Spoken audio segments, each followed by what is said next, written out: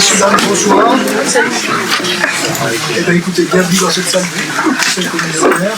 Simplement, vous dire que l'horaire, le jour et l'heure sont assez inhabituels puisque nous étions tenus par des impératifs pour désigner, des délais pour désigner nos représentants dans différents organismes extérieurs et que le mois de mai, dans ce qu'il est, certains vendredis sont chômés.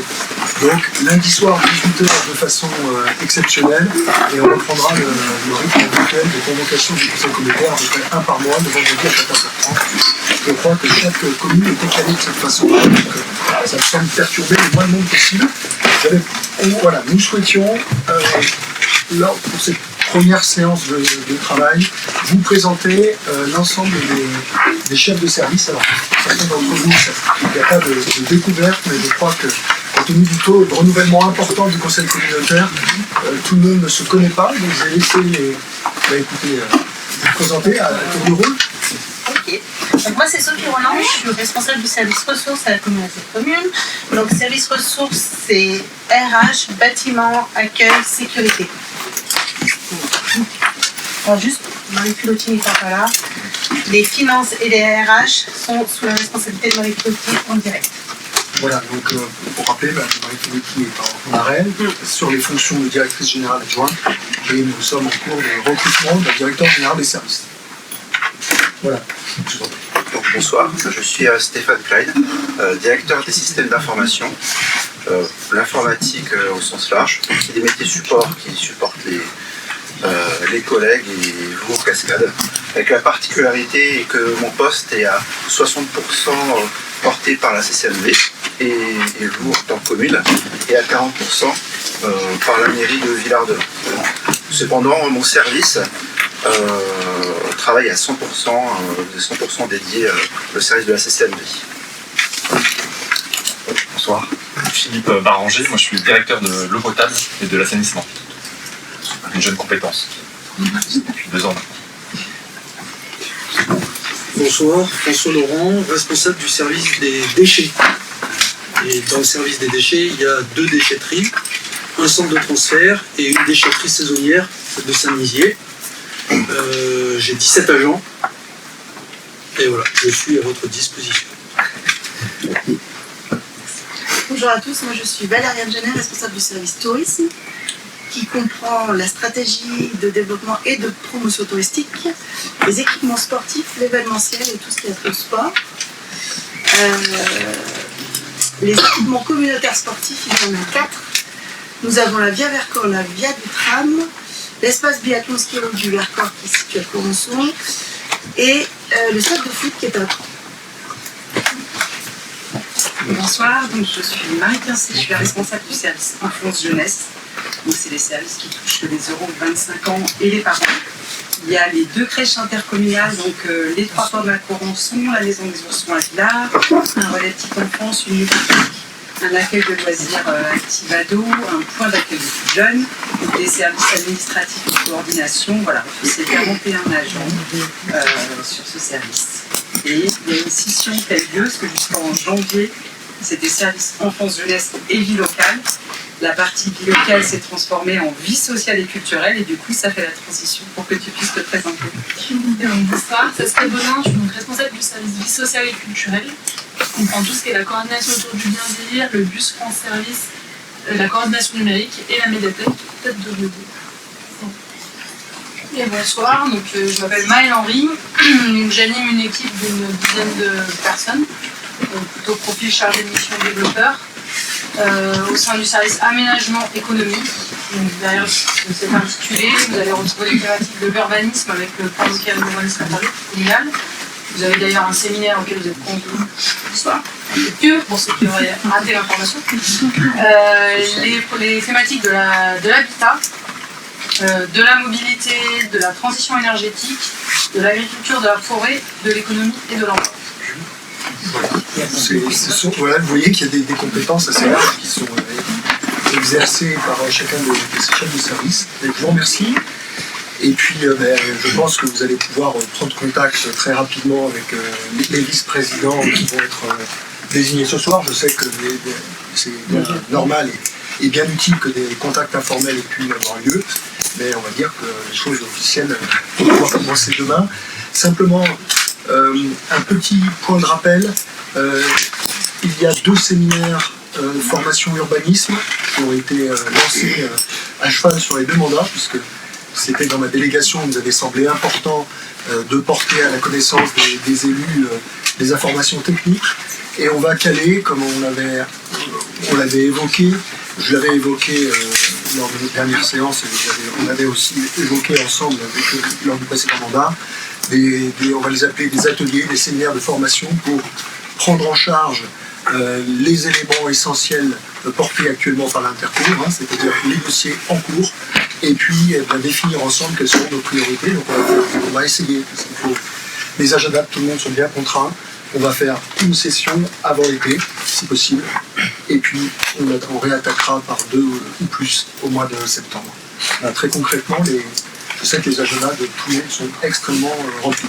Donc on a 3 rendez-vous, intercours, hors bureau et un conseil communautaire de rencontres, d'échanges d'informations. Je vous remercie pour tous de partir. Merci à vos occupations et bonne soirée.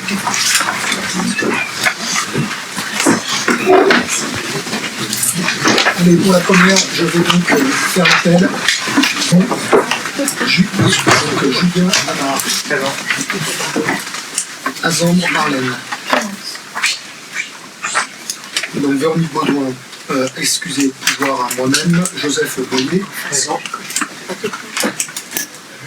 Brolinch, Kathleen. Excusez, pouvoir à Violaine Vignon. Jérôme Brunet, présent.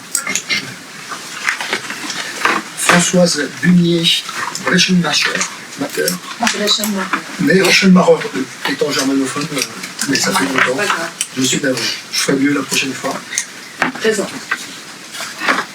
Christophe Cabrol. Présent. Éric Chabert. Présent. Bruno Dussert. Présent. Flore Nathalie. Présent. Nadine Gérard-Blanc. Présent. Florent Giraud. Donc Louis Sabert, suppléant. Pierre-Martin Jarran. Présent. Michael Kramer. Présent. Donc Sylvie Le Prince, excusez, avec pouvoir à Mille Roland. Sylvain Martin. Présent. Arnaud Mathieu présent. Denis Mousselin. Présent. Sylvie Rochat. Présent. Maud Roland. Présente. Donc un conseiller suppléant Thibaut Rigelot. Jean-Paul Uzel. Présent. Xenia Valrera. Et Violaine Vignon. Tom Wallis. Marie Zabitowski. Et Yann Zidorczak. Présent. Merci. Donc on va pouvoir attaquer notre ordre du jour. On a l'approbation des 2 PV donc des séances précédentes, celle du 27 février et celle du 24 avril. Donc généralement les séances sont enregistrées puisqu'on a eu des réflexions qui ont été faites par mail. La dernière, celle du 24 avril, ne l'a pas été. Pour des raisons, on va dire, techniques, c'est de précipitation, l'enregistrement n'est pas parti. Donc on est en l'état du procès verbal. Donc je vous propose de l'approuver, puis sinon éventuellement je vais vous faire partir une synthèse que vous pourrez compléter ultérieurement avec les observations qui ont été faites par les uns et par les autres. Pour être publié, mais je pense que le PD doit pouvoir être approuvé en sa forme actuelle. Est-ce qu'il y a des réflexions, des remarques? Rien ne nous empêche de diffuser les prises de parole des élus ça c'est pas gênant, ultérieurement. Donc en l'état, voilà, la loi a repris les éléments qui vous ont été soumis, et très concrètement, si ça paraît incomplet à des élus qui ont pris la parole, rien ne nous empêchera de mettre à disposition du public ces interventions-là. Notamment ton discours de candidature, il était très intéressant. Oui, mais je serais incapable de le reformuler.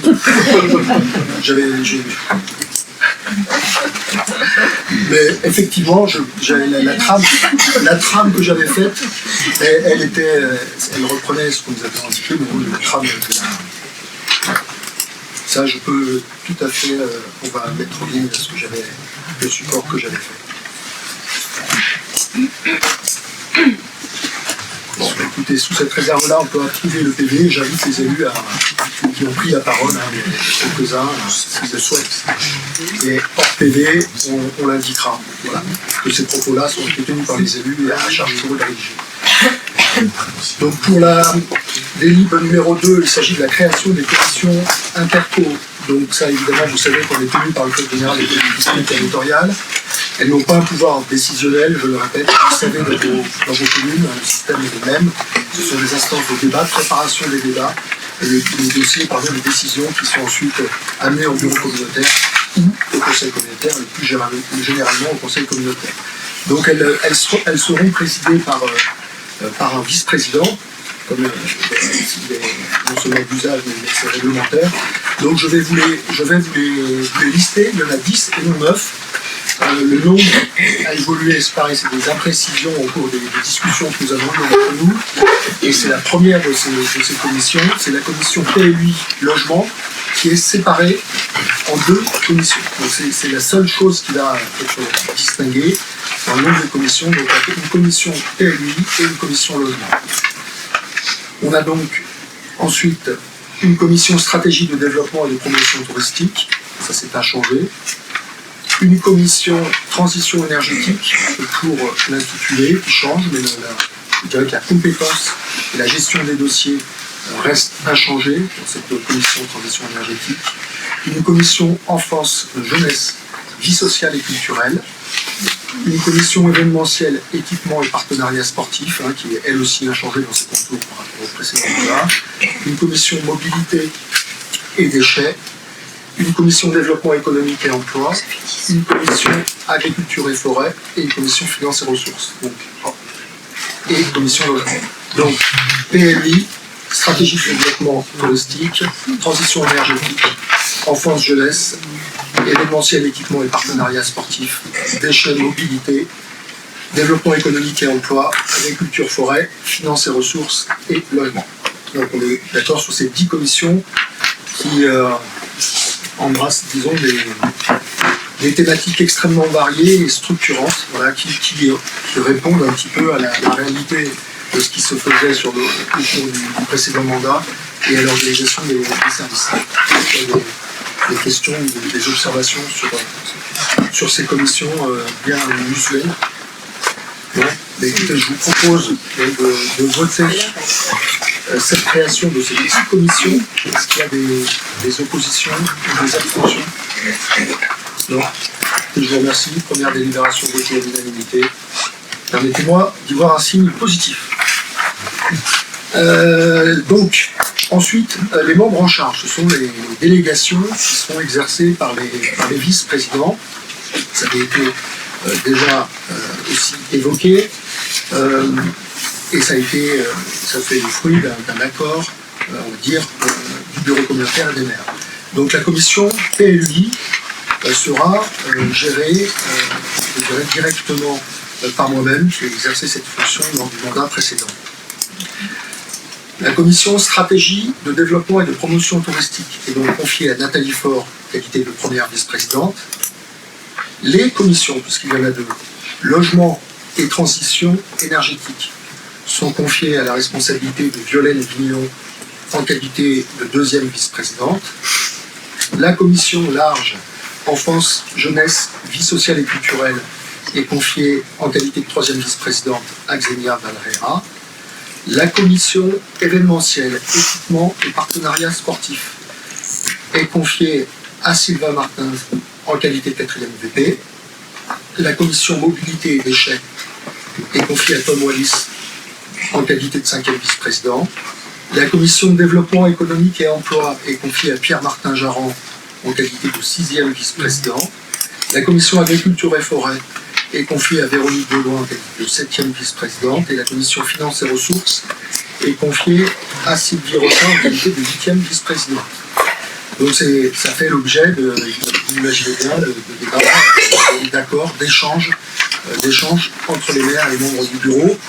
Je voudrais juste rappeler que les vice-présidents sont libres de créer des groupes de travail au sein de leur commission et de désigner, de choisir un élu qui pourra les accompagner ou les suppléer au besoin. On avait très bien fonctionné avec Sylvie sur la commission emploi, puisque j'ai 2 commissions. Donc, n'hésitez pas, au fur et à mesure du mandat et du travail à accomplir, à déléguer, si j'ose dire, à votre initiative, certains groupes de travail, créer des groupes de travail temporaires ou définitifs dans des commissions qui sont certaines vastes, avec des thématiques différentes. Il n'y a qu'à voir les intitulés.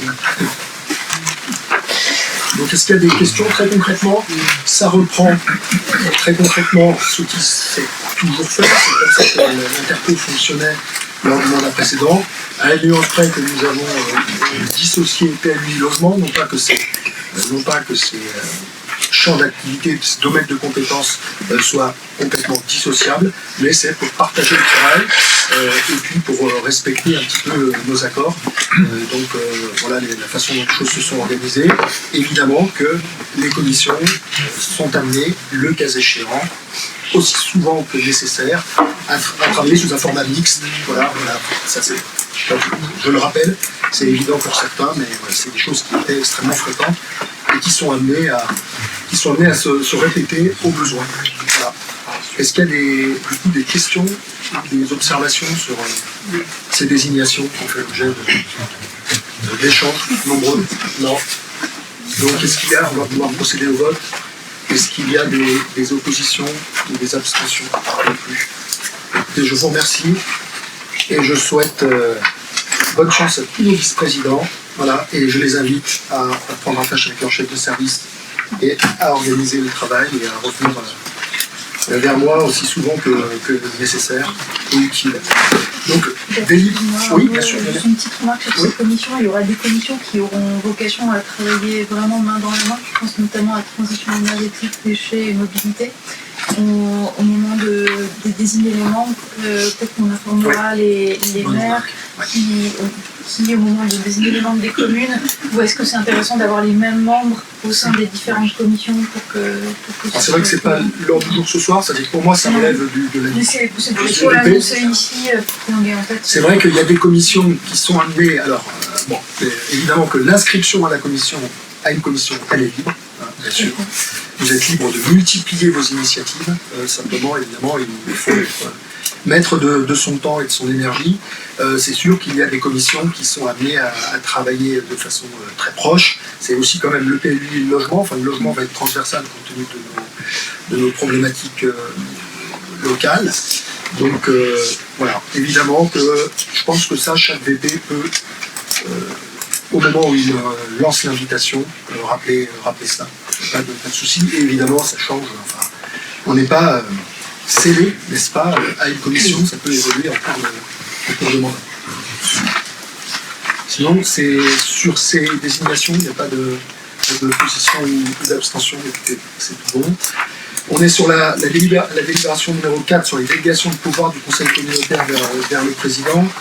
Donc il n'y a rien non plus d'inhabituel, si ce n'est qu'on a relevé un petit peu les...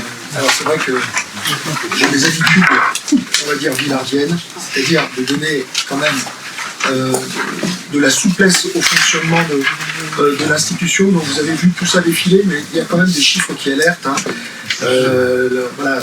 Tarif nécessaire à la gestion des services communautaires, on est à 500 €. Il y a beaucoup de choses qui sont un petit peu faibles. Le seul élément qui change, et c'est vrai que c'est à la demande des services, et je pense que les anciens membres de la CAO comprendront, c'est évidemment de relever les seuils sur les marchés publics, hein, donc de passer de 100 000 à 216 000. Tout simplement, c'est pour tous les marchés que nous aurons passés dans le secteur de l'eau. Donc beaucoup de marchés à passer pour l'eau, et pour éviter de convoquer des CAO de façon très fréquente, on a passé ce seuil, on a augmenté le seuil de déclenchement de la saisine de la CAO à 216 000, qui est le plafond. Et pour rappeler, vous avez vu, c'était un chiffre intéressant que les services m'ont rappelé lorsqu'on a préparé ce conseil. Évidemment, c'est le point 4, 4.4, c'est ce seuil des délégations, c'est 58% des marchés, d'accord, pour une part financière de seulement 4%. C'est-à-dire qu'on a beaucoup de petits marchés, et il s'agit pour le conseil d'exploitation et les services de préparer ces marchés pour les valider plus rapidement. Voilà, pour le reste, la plupart des éléments sont inchangés. Est-ce qu'il y a des observations? Je crois que Violaine a passé une remarque. ce qui était intéressant. Mais c'était l'idée que peut-être on fasse des petits bilans annuels de ces... Même si tu, au titre de cette délégation, à chaque conseil communautaire, tu nous feras la restitution, mais peut-être s'autoriser à faire des petits bilans annuels de ce que ça représente pour qu'on puisse suivre un petit peu. Donc c'est la question de l'information des élus communautaires sur ces marchés passés. Donc il n'y a pas de difficulté au-delà de la lecture des décisions parfois un petit peu fastidieuses en début de conseil, de notes d'information ponctuelles, oui, sachant que c'est du travail qui est fait en conseil d'exploitation et qui très clairement n'est pas connu de l'ensemble des élus. Voilà. Sous cette réserve-là, est-ce qu'il y a des questions, ou des oppositions, ou des abstentions? Pas. Je vous remercie. Et donc, on va passer à l'élection des membres, justement, de la commission d'appel d'offres, qui va avoir à se réunir. Donc, il y a une information qui est passée au sein des communes à l'initiative des services. Donc, sauf erreur de ma part, il m'en manque. On va avoir 5 membres SCAO, donc les candidats qui ont été fléchés par les communes: Jean-Paul Uzel, Joseph Boyer, Nathalie Faure et Sylvie Rochat, donc il me manque un titulaire, et je n'ai que 2 suppléants, Éric Chabert et Françoise Bunier. Rachel Barfer. Je viens de candidat pour être titulaire. Pour être titulaire? Ouais, très bien, c'est bon. Florent Giroux. Très bien, je vous remercie. Et des suppléants, il nous en manque 3. Et ils sont souvent, ils sont souvent sollicités, si je peux me permettre. C'est pas des faux suppléants. Ce ne sont pas des faux suppléants. Là, surtout que très concrètement, il y a la mobilisation des services, c'est en semaine. Yann. Et j'en manque un. Il nous manque un suppléant. Je ne vais pas commettre d'office. Non, sauf erreur, il m'en manque un, non? Oui, on a donc, je répète pour l'instant, titulaire, messieurs Uzel, Boyer, Nathalie Faure, Sylvie Rochat, Florent Giraud, suppléant, Éric Chabert, François Bunier, monsieur Cabrol. Et vous l'avez, c'est Cabrol que vous avez dit, Yann Zidorzak. Et il m'en manque donc bien un. Voilà. Monsieur Chabert, Yann, Anne Françoise, une bonne volonté. Je ne vais pas dire qu'il y a des communes qui ne sont pas représentées, parce que c'est pas juste. Et ça vous accabler. Du coup, Nadine? Ouais, je sais quelque chose. Je suis désolé, voilà, j'ai commis d'office. Merci Nadine. Simplement, le mode c'est course de roule, c'est par rang, ou c'est un suppléant attaché à titulaire? C'est par rang. On est d'accord. C'est-à-dire que s'il y a un titulaire manquant, le premier suppléant sera M. Chabert. Numéro 6. Donc c'est pour ça que je me permettais de dire que le dernier n'était pas... En principe, le 5e suppléant ne va pas être trop sollicité. Alors, cette fois-ci, j'ai vérifié si tout le monde est d'accord. On peut voter à main levée. Notre liste. On est d'accord? Vous évitez le secret. Pas de difficulté, puisque on est tous.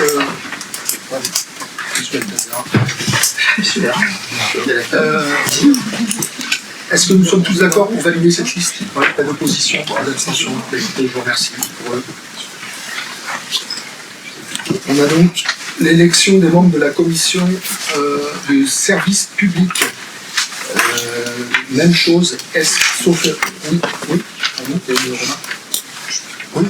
Je vais juste vous préciser qu'on va voir après le règlement des 3 commissions, commission CAO, commission MAPA, commission PSP. Ce qui est proposé dans le règlement des commissions de la petite commune, c'est que la CAO soit commune à ces 3 commissions, de façon à ce qu'il y ait une cohérence dans l'analyse des marchés publics. Et donc en fait, en élisant la CAO, j'ai envie de dire, si on respecte le règlement, par conséquent, vous élisez également les membres de la DSP et les membres de la commission MAPA. Donc, si vous voulez... Vous comprenez pourquoi on les a présentés dans cet ordre-là. Voilà.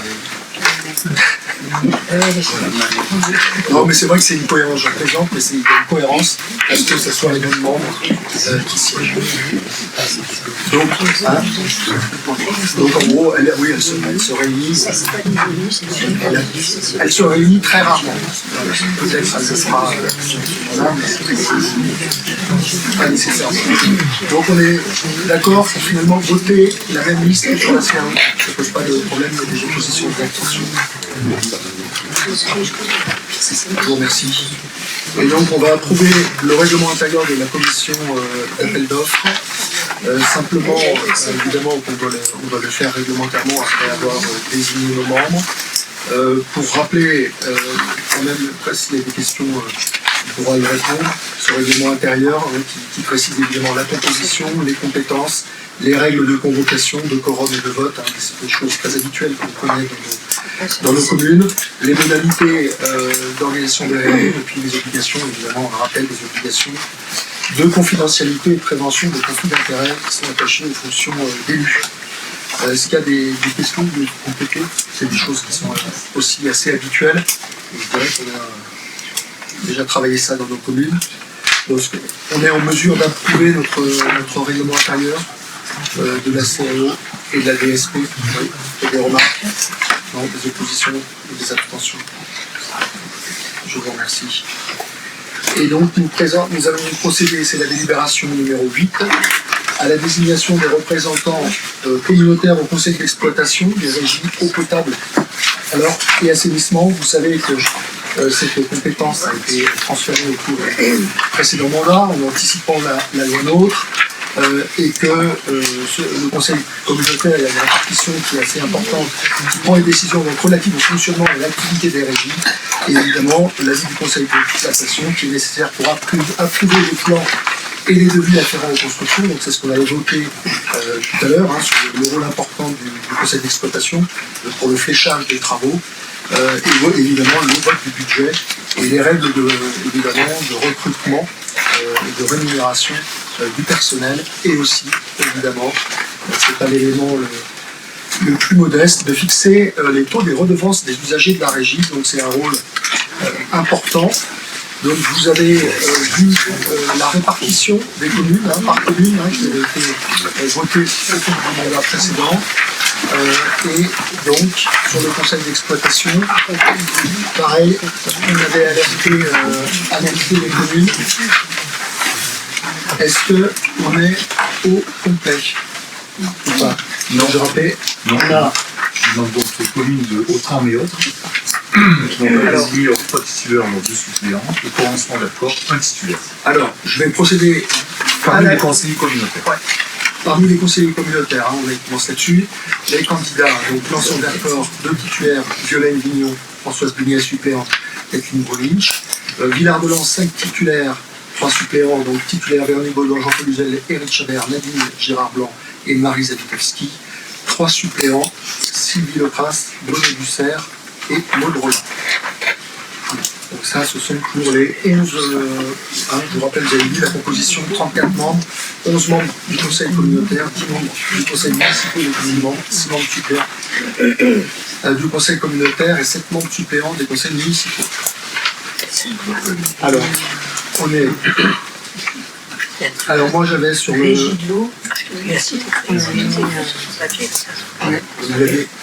Vous aviez reçu? Non, alors justement, je complète ce que j'ai dit juste tout à l'heure. Pour votre ambiordre et pour convention d'accord, nous n'avons pas les noms des membres titulaires et suppléants qui vont siéger au sein du conseil d'exploitation. Titulaires et suppléants, communautaire, oui. Ce serait Loïs. Les 3 membres en suppléant. Et les communes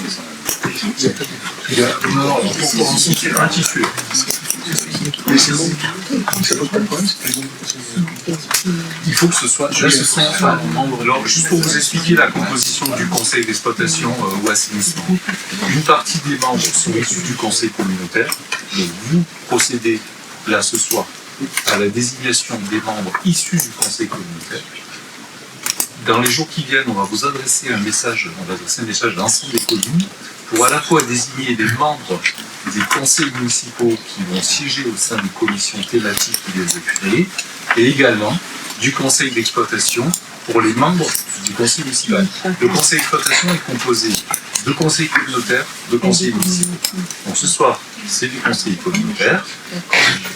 Et dans quelques jours, vous allez nous renvoyer, mais au sein de vos conseils municipaux, les membres qui vont siéger au sein du conseil municipal. Vous organisez comme vous voulez.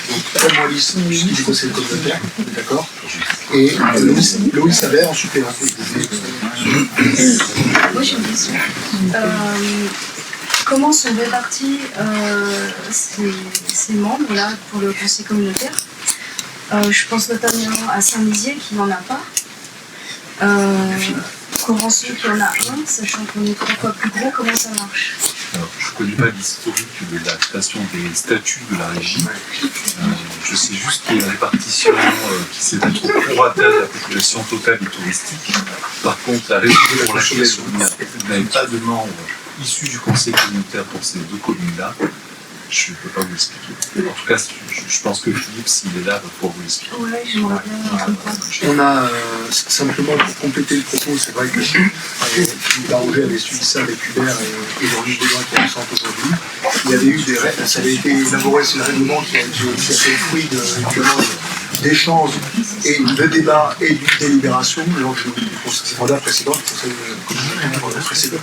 Il y avait effectivement des liens avec, d'une part, la population, la consommation en eau, et aussi le fait que, on va dire, la population répartition en eau, et je crois qu'il faudra...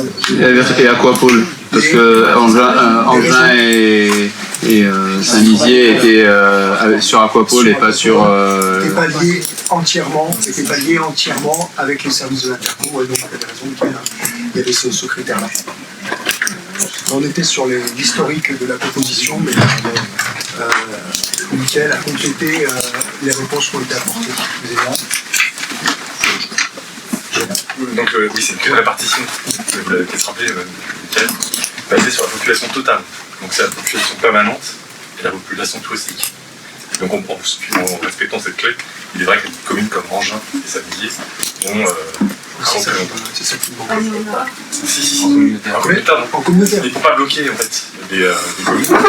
Dans la mesure où une commune pourrait dire, moi je voulais envoyer uniquement un conseiller communal, il a été affecté à la colonne conseiller communal, mais un conseiller communautaire peut très bien, à Saint-Lizier, être envoyé au sein du conseil d'exploitation. Par contre, il aura été envoyé au titre de la commune.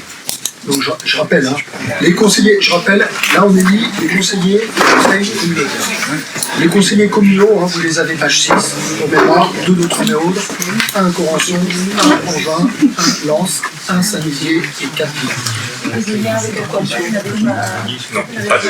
Mais c'est ce qui avait été débattu, évoqué après. Il n'y a pas eu de lien. Le fait est qu'il n'y avait pas une totale intégration du service pour certaines communes, ça a été évoqué. Ça, c'est sur l'aspect grille tarifaire. Là, pour le coup, il y aura une différenciation de la grille tarifaire, mais sur les aspects conseillers qui rejoignent le conseil d'exploitation, il n'y a pas d'aspect aquapole. Donc c'est population, pas consommation d'eau et pas... Par contre, ça reflète indirectement. Si. Oui. Mais là, ça peut être intéressant de sortir les PV du débat. Donc du coup, là, on est au complet. Autrement, Nathalie. Titulaire, 3 titulaires. Là, on est sur la communautaire. Oui, communautaire. Yann Sidorzer, Pierre Martin Jaron. C'est pour ça tout à fait.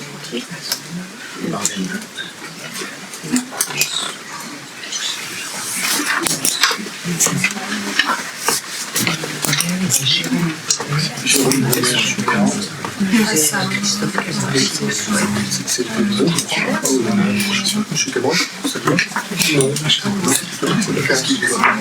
J'ai candidaté pour titulaire et j'aurais bien aimé qu'il y ait un échange avec la commune à Rome, mais bon, je ne pas, donc j'ai candidaté pour titulaire. Oui, mais je vous invite à accepter parce que il y a souvent, vous savez, des gens qui sont absents. Très clairement. Ah oui, parce qu'il y a trop de place prise. Donc forcément, c'est dommage. Si vous êtes motivé, c'est dommage parce que vous savez, il se. Non, mais je sais pas si c'était le lundi soir à 20h30. dire que les titulaires n'étaient pas là. Les titulaires ne sont pas toujours disponibles et que les suppléants sont vraiment appelés à siéger. Voilà. Donc vous ne souhaitez pas, c'est dommage. Non, mais je prends la place. Merci. Sachant qu'il y a, Pour, il y a aussi une seconde chance, dans la mesure où vous pouvez être envoyé par votre commune aussi. Oui, mais on va laisser la commune de 30 euros pour organiser, n'est-ce pas mais je note, non mais si, c'est vrai que ça vous fait 2 rangs, très honnêtement, sur 3 conseillers, ce serait dommage. Ok, merci à vous. Est-ce que là, Arnaud, les suppléants, ça fonctionne comment? On est face à un titulaire ou c'est pas C'est un peu fort. Je On a souris. sollicité les juristes sur ce point. C'est bon, il n'a pas été très clair dans sa réponse. Je vais vous dire. Alors, avant, honnêtement, qu'il y a un recours sur ce sujet depuis un terme qui n'a plus de tous les points, pour moi. Mais c'est surtout que l'objectif est d'avoir le quorum. D'avoir le quorum, et c'est-à-dire que pour moi, celui qui est disponible, il vient. Voilà, quand même, face au souci d'interprétation, ça me semble la cohérence, c'est d'avoir le plus d'élus possible autour de la table. Voilà, donc aussi, bien d'accord. Et puis c'est pas, si vous voulez, il n'y a pas de sanction. Michael, tu veux? Non, c'est bon, je fais mon intervention honnêtement. Donc, sur ces désignations des représentants communautaires au conseil d'exploitation, est-ce qu'il y a des oppositions ou des abstentions? Non. Et je vous remercie. Alors, nous allons procéder à la désignation des représentants aux organismes extérieurs. Donc, il y en a une trentaine, donc certains d'entre vous, je pense que vous les connaissez. Pareil, ça fait l'objet de discussions avec, notamment avec les maires. Donc, le syndicat mixte des bassins hydrauliques de l'Isère, SNIDI pour l'acronyme. Donc, c'est le service avec la vocation d'exercer les compétences qui sont relatives au milieu aquatique et à la prévention des inondations, c'est le bassin versant Isère. Donc, pour cette délégation, vous avez besoin, cette représentation, vous avez besoin de 3 membres titulaires et de 3 membres suppléants. Donc, sont donc candidats, c'était donc Véronique Baudouin, Kathleen Brolich et Yann Ziberzak. Pour les suppléants. Donc, on essaye évidemment de flécher les gens, d'abord les VP dans leurs compétences, évidemment, et les élus qui ont fait preuve acte de candidature, donc dans sur les matières pour lesquelles ils souhaitent s'engager. Donc sur les suppléants, moi, il m'en manquait 2, j'avais Pierre-Martin Jarran en suppléant, et il m'en manque 2. Voilà. Est-ce qu'il y a des volontaires sur l'eau? Non. Et le four. Pardon, j'ai pas vu. Excusez-moi. J'ai pas vu. Merci. Et encore un. Merci. Qui est-ce qui est intéressé par les problématiques de l'eau? En suppléant. Merci. Donc, deuxième représentation, le syndicat mixte intercommunal de collecte des traitements des déchets, le SNUCOM de la Bièvre, qui se réunit d'ailleurs la semaine prochaine. Cette semaine. Oui, je me demande dessus. Mercredi. Donc, vous voyez, bon, ben, du coup, vous avez compris que Tom Wallis était titulaire et déjà mobilisé sur le sujet. Donc 4 titulaires, Tom Wallis évidemment dans le cadre de sa délégation. Ensuite, j'avais Yann Ziberzak, Kathleen Brolich, il me manquait quelqu'un pour le SMIC. Parfait, merci, monsieur Capitaine. Et 4 suppléants. Alors là, on ne va pas suspendre, hein, ça ne sert pas de suspendre les séances, si vous avez compris. Est-ce que ça serait intéressant quand même? Oui,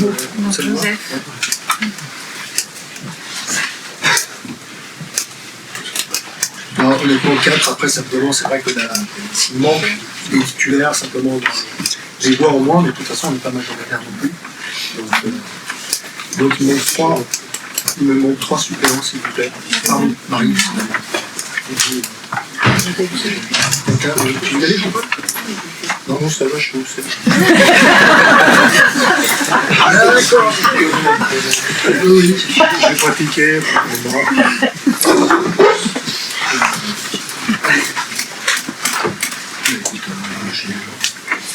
Voici nos mémoires. Allez, merci. On va mettre un sortir. Nadine. Et puis, il n'y a personne.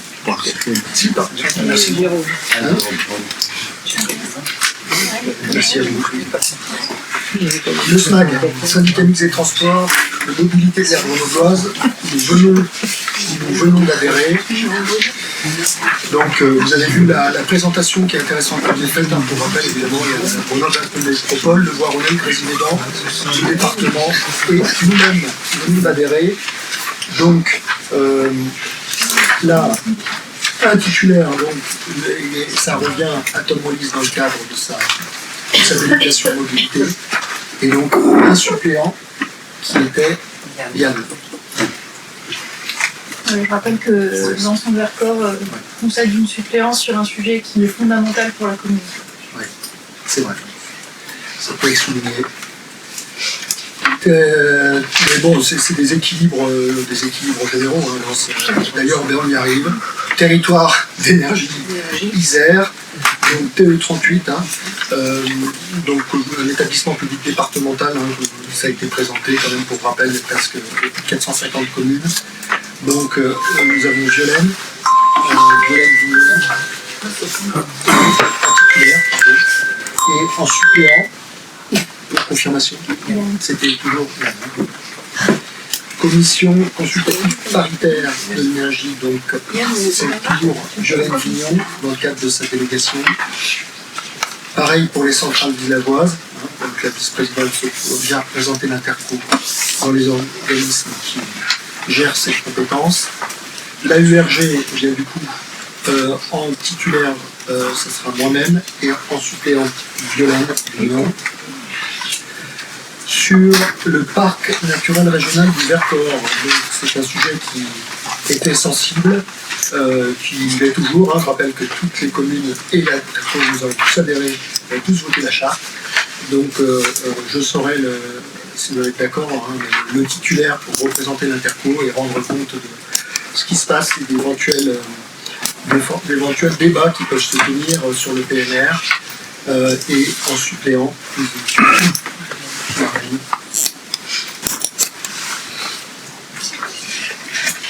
Le fonds leader, alors là j'ai pas le fonds leader, donc qui est d'ailleurs animé par Violaine, hein. Donc pareil, gérer ces structures, j'ai connu Violaine, si tu veux d'ailleurs le présenter, mais c'est simplement, c'est vrai que c'est une structure qui est nouvelle, qui a été lancée, donc que la région a confié des fonds européens pour le développement des collectivités rurales au parc du Vercors. Voilà. Donc c'est intéressant, il y a des débats et des dossiers, des projets qui sont apportés et qui sont débattus avec les 9 EPCI, 10 EPCI. Qui serait au-delà des limites du parc. Voilà. Ah oui, c'est vrai. Donc voilà, c'est un organisme intéressant, mais qui se réunit quand même régulièrement. Donc il faut savoir. Pour les comités de programmation, c'est 4 par an, et comités territoriaux, 4 aussi. Les comités territoriaux étant l'endroit où on auditionne les porteurs de projets. Voilà, parfait. Donc vous étiez... alors, sur le leader, on avait... vous aviez fléché... Jérôme, Tom et Sylvie dans le comité territorial. D'accord. Et dans le comité de programmation, je crois que c'est Jérôme en titulaire et Sylvie en suppléance. Vous êtes d'accord là-dessus? Moi j'avais Pierre, c'est ça? Moi j'avais Tom. On a changé. Vous avez changé quoi? Ça va Pierre? Non, Thomas, C'est tout bon? Vous reprenez les services? Jérôme. Pierre? Oui, reprenez s'il vous plaît, vous pouvez reprendre la liste du leader, ça a changé. Donc titulaire pour le comité de programmation, Jérôme et Sylvie en suppléance. Et pour le comité territorial, Jérôme, Tom et Sylvie, sachant qu'il n'y a pas d'ordre dans ce comité. Ok, merci. Bon, eh ben, écoutez, merci aux élus là, qui vont devoir se mobiliser sur ces problématiques. Maison de l'emploi de l'entreprise, donc un titulaire, donc Pierre-Martin Jarand, dans le cadre de sa délégation de vice-président. Mission locale Isère-Drac-Vercors et Pierre, et avec son accord Xenia, si ça te convient. Parce que c'est quand même ça touche les problématiques que tu auras à gérer. Ça me va. Oui, ça me paraît, merci. Plateforme initiative Sud-Grésivaudan-Vercors, donc avec nos voisins, une association qui aide à la création d'entreprises, c'est une structure d'appui aux créateurs d'entreprises que font large panel de services aux créateurs d'entreprises. Donc évidemment c'est la délégation économie-emploi qui siège, hein, Pierre-Martin Jarand. J'espère que tu feras mieux que moi pour te rendre au sein de cette association. C'était parfois chargé en plus. Donc merci Pierre. Sur le PFL, que vous devez évidemment connaître, l'Interco a adhéré lors du précédent mandat des compétences essentielles pour l'acquisition, le suivi des travaux et l'accompagnement de la collectivité. Donc c'est Jolène Vignon dans le cadre de sa délégation, je me rappelle, logement, et donc en suppléant dans la session des potes, sachant que j'ai été initiale aux qualités de climat. Et donc j'avais en suppléant Yann Dornac. Et la société coopérative d'intérêt collectif Alpes Autopartage, c'est ce que moi je dis, c'est Tom. C'est bon.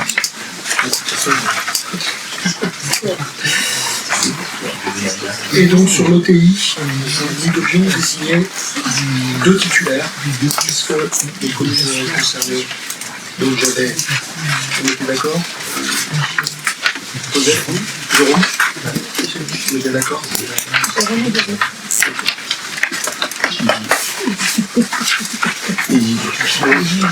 Joseph Bonnet, Jérôme Bonnet, ça c'était bon. Ok, sur le pays, on a réglé. Donc voilà, c'est toutes les propositions de désignation, hein, donc de nos représentants. Voilà, donc, je les remercie tous pour leur engagement parce que c'est évidemment que les vice-présidents sont très sollicités. Et je remercie aussi les conseillers communautaires qui se sont désignés au sein de ces organismes sur lesquels il est important de se manifester. Voilà. Est-ce qu'il y a des questions, des observations? Non. Est-ce que on vote? Est-ce qu'il y a des oppositions? Non. Des oppositions, des abstentions? Écoutez, je vous remercie. Je vote confiance accordée aux élus pour leur engagement. Alors, les indemnités, les indemnités, donc là, les indemnités mensuelles de fonction, viennent de changer. Donc très concrètement, c'est fixé par décret. On n'a pas touché l'enveloppe. Et simplement, comme on a 8 vice-présidents, on va affecter ces indemnités, on va les répartir entre les 8 vice-présidents. Je vais rappeler le chiffre donc, des indemnités de fonction fixées par décret du président et de moi-même. Donc le brut annuel de 24 046,57 €. Voilà, pour le président. Voilà, donc rien de changé. On reste sur ces sommes-là, sachant que les fonctions de la conseil communautaire sont tout à fait. Voilà. Sont pas organisées. Sont bénévoles. Est-ce qu'il y a des questions que vous voulez compléter sur les indemnités? Non, en fait, c'est juste les indemnités du président et il y a également les indemnités des vice-présidents et qui représentent avec 15,47% de l'indice majoré terminal, l'indice brut terminal, et ça représente 7 632 € annuels. Donc divisé, ça fait 700, c'est en gros 7 632 par mois. Un peu plus de 600 €. 630 par mois. Voilà. On ne parle pas de taux horaire. Non. Très bien, est-ce qu'il y a des... Est-ce qu'il y a des questions sur des questions, des observations? C'est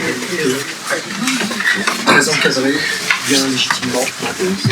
Est-ce qu'il y a des oppositions, des abstentions?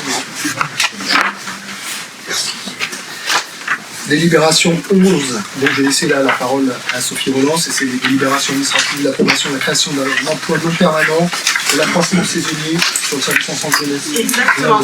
Donc c'est pour la crèche des Trois Pommes à Corançon-en-Vercors qui enregistre une hausse du nombre d'enfants et on a un taux d'encadrement à respecter. Donc pour cela, on propose une création de poste pour 4 mois. Bon, pas de... Donc filiale. Une question s'il vous plaît, est-ce que c'est un problème qui revient chaque année ou là c'est la première année? Alors effectivement c'est une très bonne question, c'est un problème qui revient régulièrement chaque année. Et il y a une petite question, une petite réflexion actuelle avec la responsable du service sur un poste à 1 ETP qui remplacerait un 0,7 ETP sur un autre poste peut-être. On ferait une mutualisation et on l'annualiserait pour pouvoir compléter. Parce qu'en plus, on a une difficulté souvent sur ces 4 mois de recrutement. Donc, il y a une réflexion en cours là-dessus, et budgétaire. Et donc, ça fait partie des travaux qu'on va devoir mener avec la vice-présidente en charge des ressources humaines. Non, merci. D'accord. Est-ce qu'il y a des oppositions ou des abstentions? Donc l'avenant 1 sur délégation de maîtrise d'ouvrage, lance le réseau de contrôle. Donc c'est des choses, il faut aller chercher assez. C'est vrai que ce sont, oui, ce sont des. Effectivement, on va être amené à voter très régulièrement ce genre de délibération, puisque vous savez que l'INCARCO est compétente sur la gestion des réseaux d'eau. Et que du coup, évidemment, il y a des conventions à passer avec les communes sur lesquelles ces travaux se déroulent. Donc Philippe demandait à intervenir, mais vous voyez, effectivement, c'est la réalisation de traversées d'eau pluviale et un marché qui avait été attribué au groupement Blanc-Cheval. Et donc un avenant qui porte le montant total du marché à 532 000 € pour un montant initial de moins de 500 000. Bon, est-ce qu'il y a des questions, des échanges à poser à Philippe sur les travaux, sauf erreur de ma part? La délite 12, on était sur la rue du Mât. Voilà, est-ce qu'il y a des questions à poser? Parce que ça, c'est des délibérations un petit peu formelles, administratives, mais qui vont revenir régulièrement. C'est une question, donc c'est un dossier qui est conceptualisé en 2024. La convention est signée en février 2025. Où Rue du Mas pour les lentilles, parce qu'il y a eu des aléas au niveau de la premier des travaux de musée et de potable, mais également il y a eu des impacts sur la gestion de l'eau pluviale, la gestion de la forêt et la défense incendie. C'est 3 compétences qui sont portées par la commune. Mais la commune a, non seulement il y a eu des aléas pour la Comcom, mais il y a eu des aléas pour la commune. Donc c'est avenant la seule bonne nouvelle, parce qu'il y a eu des augmentations à la hausse, c'est sur les travaux avancent. La révision des prix, pour le coup, ça fait plutôt une moins-value. Sur l'année 2025, on a eu des indices de travaux qui ont baissé. Donc il y a eu une légère moins-value. Est-ce qu'il n'y a pas d'autres questions? Il y a des oppositions, des abstentions? Non. Je vous remercie. On a juste une dernière entité des questions diverses. J'ai été rattrapé pour, le dit-on, la constitution du CST. Donc il nous faut combien de personnes? J'ai pas en mémoire le nombre de personnes. Il y a un message qui a été adressé à l'ensemble des conseillers communautaires, en ceux qui ont remonté, mais c'est du coup les conseillers qui vont être amenés à siéger au sein du CST qui gère les accords d'organisation, ressources humaines. Est-ce qu'il y a des... C'est plutôt... déjà, c'est évidemment... 5 titulaires, 5 suppléants. Donc évidemment, Sylvie. Donc moi, je tiens de toute façon. Donc c'est pas une délibération du conseil communautaire, c'est un arrêté du président. Ouais, on l'a introduit en question. Oui. Là, on a vu quand même. Donc c'est vrai que les les élus qui ont une fibre RH qui sont une charge du personnel. Et il y aura un suppléant, Julien en suppléant. Julien en titulaire, Pierre. Pierre, ouais, merci Pierre.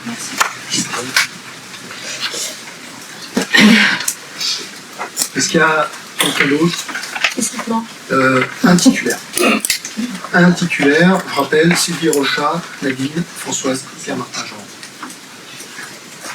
Nous avons donc un titulaire. Maud, hein, ouais. Maud Roland. Il manque 4 suppléants. 4 suppléants. Est-ce qu'il y a des volontaires?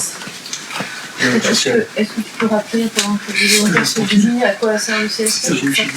Donc le CST traite de tout ce qui est toutes les questions relatives au personnel, à l'organisation des services et aux conditions de travail des agents, santé, sécurité au travail. Donc dès qu'il y a par exemple une réorganisation de service, on consulte le CST. Si on souhaite octroyer une prime à des agents, il y a une consultation du CST, modification du règlement intérieur, tout ce qui est les questions collectives de la vie des agents au sein de la CCMP. Tom Wallis, je crois que c'est important, c'est en suppléant. C'est important aussi que les lumières. Merci. Allez, 3 suppléants encore. Merci, M. Cabrol. Allez, 2. Vous voulez comment on va faire? Je crois que vous avez été égavé. Très bien, voilà.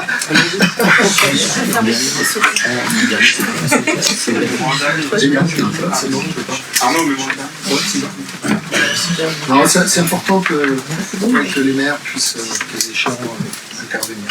Et je vous remercie. On en a fini avec notre ordre du jour, sauf le rendez-vous matin. Non, il y a la 13. Il me manque une page. Ah, Il ben manque voilà. la 13. C'est bon, parfait. Je suis navré. Regardez. Allez, très bien. Pardon. Encore deux. Oui, effectivement.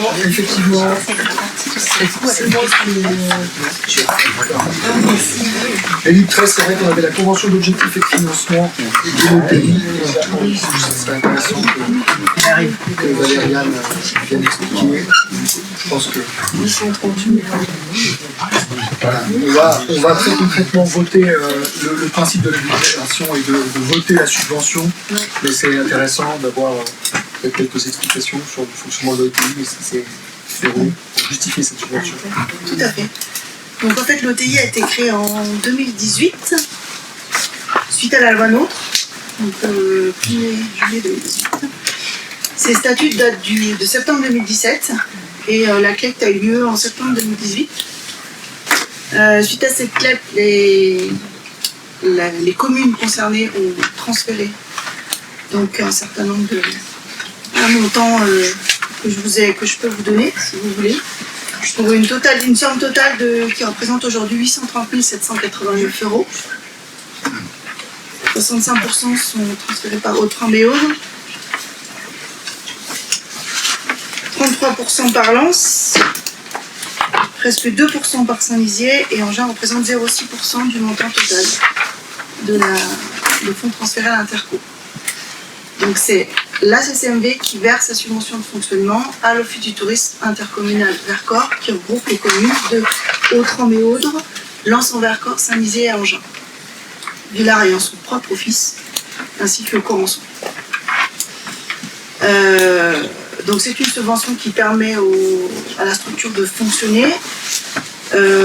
Il est couvert par une convention d'objectifs qui est signée pour 1 an.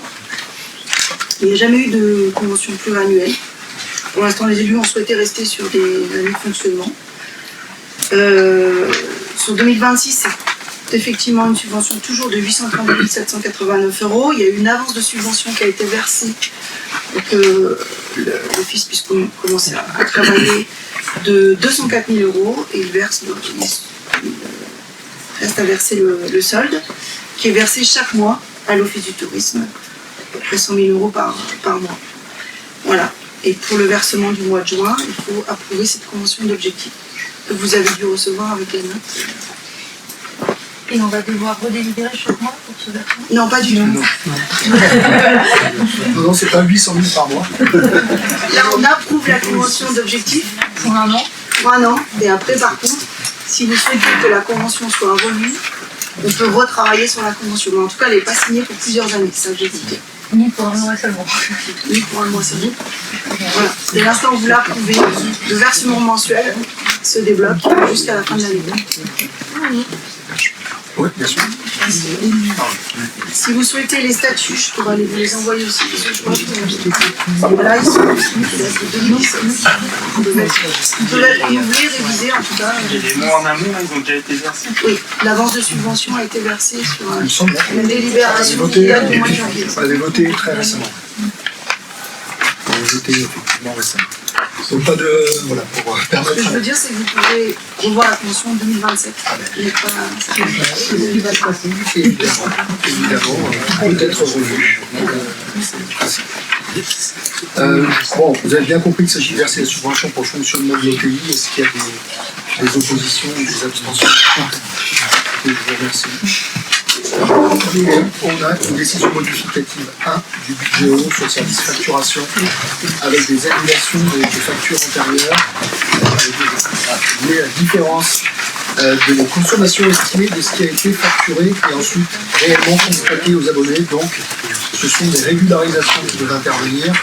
Donc, au profit, vous avez bien compris, au profit des abonnés qui viennent réclamer donc, ce trop perçu. Et pour l'instant, pas de capacité de l'Interco de procéder à ça. D'accord. C'est des consommations estimées supérieures aux consommations réelles.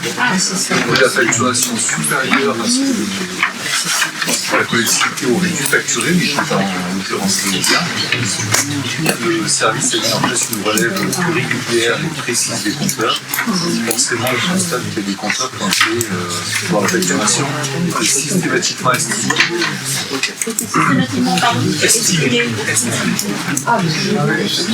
Du coup, l'estimation était supérieure à la consommation réelle. Il faut rembourser aux abonnés le trop facturé. C'est bien ce qui me semble. Non, mais parce que si vous me permettez des remarques des usagers, des remarques directes des usagers, légitimes. Légitime, voilà, c'est ça.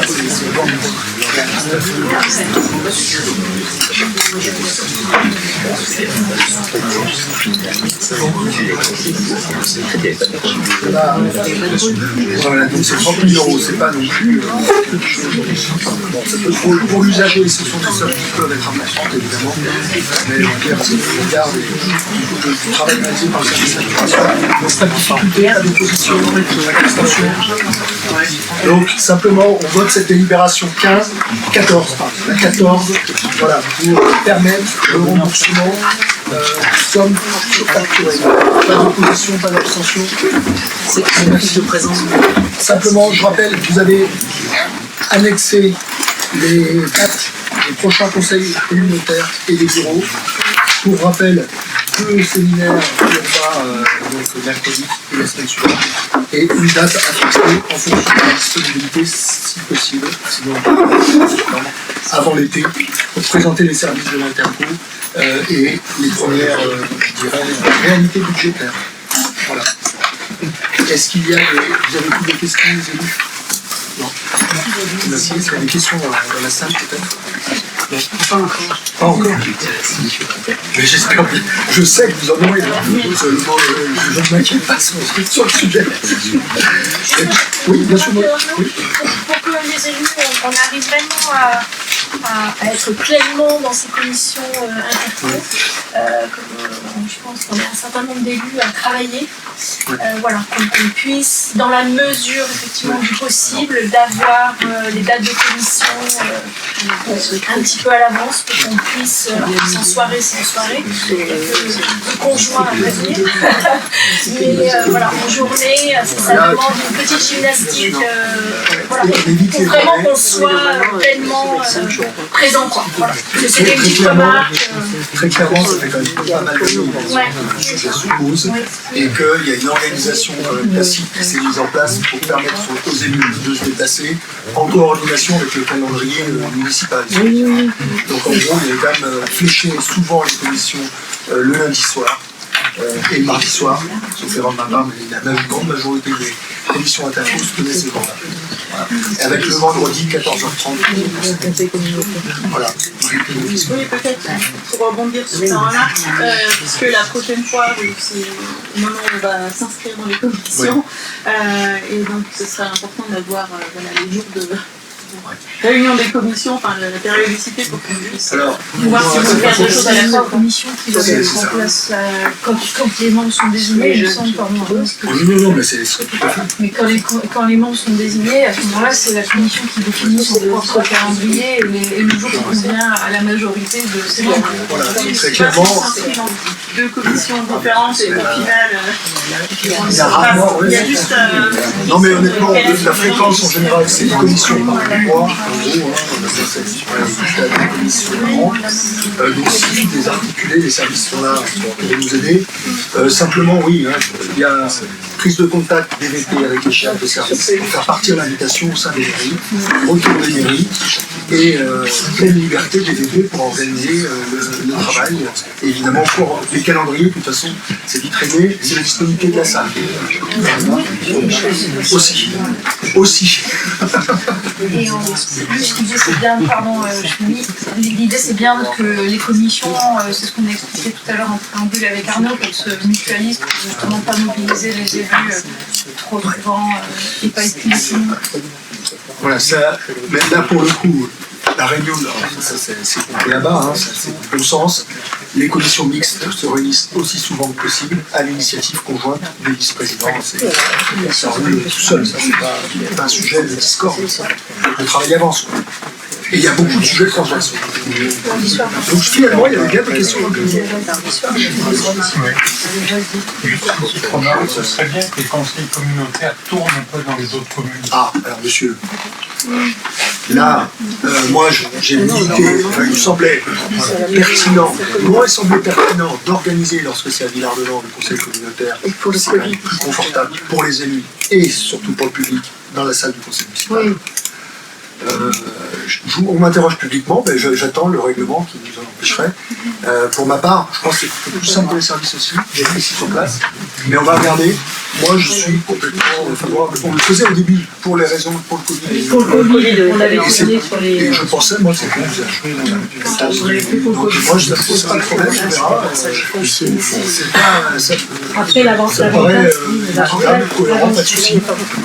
L'avantage étant que les services sont sur place et si on a des ne voyez pas une volonté hégémonique du maire de Villars, mais quand il y a des conseils communautaires qui sont susceptibles d'attirer du public, ça me paraît cohérent d'aller se déplacer à 100 mètres où le public est mieux installé, les élus observent, voilà, si tout le monde en est d'accord, mais on n'est pas là. Si on n'a que ça comme difficulté, ça va.